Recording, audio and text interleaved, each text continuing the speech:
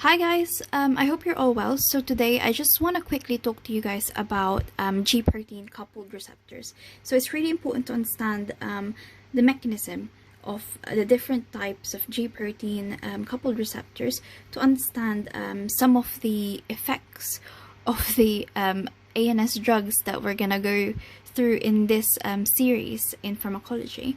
So as you know, there are three different types of G protein coupled receptors.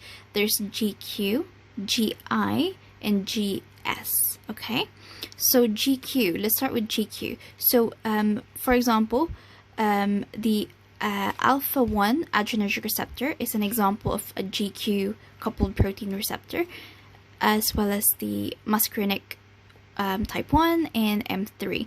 So these receptors are all of the GQ type, okay? So what happens then? So this is our G protein coupled receptor. So this is our G protein here, and this is the receptor basically. So there are three different subunits. So we have the gamma, the beta, and the alpha. So the gamma and the beta, they kind of just like stick around like in the cell membrane. They don't really move at all. Whereas our alpha subunit here, it can move about and phosphorylate or activate different other proteins inside the cell. Okay, so what happens now? So upon the binding of a ligand to this receptor, for example, let's say norepinephrine. Let's say this is an alpha 1 adrenergic receptor, and that's norepinephrine. So norepinephrine binds to the receptor, and then that triggers a conformational change here, which allows the exchange of GDP to GTP. So when GDP is exchanged for GTP, this alpha subunit can then dissociate from this whole complex and activate PLC. So PLC is phospholipase C. So it's the action of this is basically it cleaves PIP2. So PIP2 is DAG and IP3 combined. So PLC cleaves once it's activated, PLC cleaves PIP2 into DAG and IP3. Okay, the IP3 bit goes all the way here in the endoplasmic reticulum. Okay, so in the endoplasmic reticulum, IP3 enters, which triggers the the release. It promotes the release of calcium from the endoplasmic reticulum into the cytoplasm, increasing the concentration of calcium in our cytoplasm. Calcium binds with calmodulin, and when that happens, they form a complex which can phosphorylate other enzymes. Okay, so you remember we still have this DAG here. So DAG activates another protein called PKC, phosphokinase C. So when PKC is activated, it can also phosphorylate other enzymes inside the cell.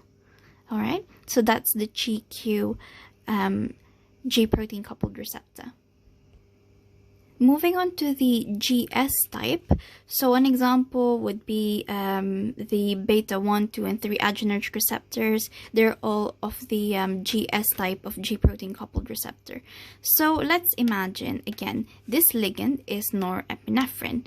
Let's say it's a beta 1 adrenergic receptor, and that's norepinephrine. So it binds to the receptor, and then again that triggers a change in this complex, which allows the exchange of GDP into GTP, and that allows the alpha subunit to dissociate from the whole complex and activate adenylyl cyclase. So I just wrote AC, it's adenylyl cyclase. So adenylyl cyclase, what it does, it converts ATP into cyclic AMP. Okay, so that cyclic AMP, which I've represented in like a little triangle here, goes to pKa, goes specifically to the regulatory subunit of the pKa. So this rectangle here is the whole pKa. So there's two subunits, the regulatory subunit and the catalytic subunit. So CAMP binds to the regulatory subunit of pKa, which then allows the dissociation of the two subunits. So you see here, CAMP, the triangle, is now bound to the regulatory subunit of the pKa, which frees up the catalytic subunit of the pKa, allowing it to go inside the nucleus to phosphorylate other enzymes. Alright? So now let's move on to GI. It's kind of similar, but GI is just kind of the opposite because it's G inhibitory. GS is G stimulatory. I hope you could see this. Okay, so GI, where can we find this? Examples would be the alpha-2 adrenergic receptor, that's of the GI type, and muscarinic, the second type, M2, is again G inhibitory. So let's pretend this whole thing is an alpha-2 adrenergic receptor, okay? So again, the ligand would be norepinephrine or noradrenaline. So once norepinephrine binds to this alpha-2 adrenergic receptor, which is of the GI type, what it does is it allows the exchange of GDP to GTP, allowing our little guy here, little alpha subunit, to dissociate and go to adenylyl cyclase. But this time, it's inhibitory in nature because it's GI, it's not G stimulatory. So it inhibits the action of adenylyl cyclase. So let's just remind ourselves of what adenylyl cyclase does. So adenylyl cyclase converts ATP to CAMP. So if it's inhibited, then that means the production of CAMP, the conversion of ATP to CAMP is actually reduced. So when we reduce the conversion of ATP to CAMP, then there's less CAMP that can bind to the regulatory subunit of the pKa, and therefore less of that catalytic subunit can dissociate, and less, which means less phosphorylation of any other enzymes it can phosphorylate inside the nucleus. So at this point, you must be wondering, like, why do we even need to phosphorylate, downstream proteins and targets? So there are three main reasons I could think of. So firstly, we need to phosphorylate downstream targets to be able to regulate metabolic pathways.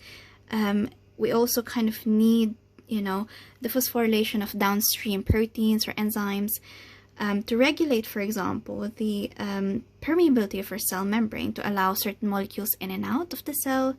And the last one is, phosphorylating downstream targets as far as probably transcription factors or things inside the nucleus. We could change, we could influence protein synthesis through, influencing DNA replication and things. So I hope that made sense. If you have any questions, just comment below. I'll try to get back to you as soon as I can. And please watch my other videos in pharmacology if you're still kind of confused. Let me know if you have any other topics in mind that you want me to cover. So yeah, that's all for now. Thank you guys for listening, and I hope to see you in my next video.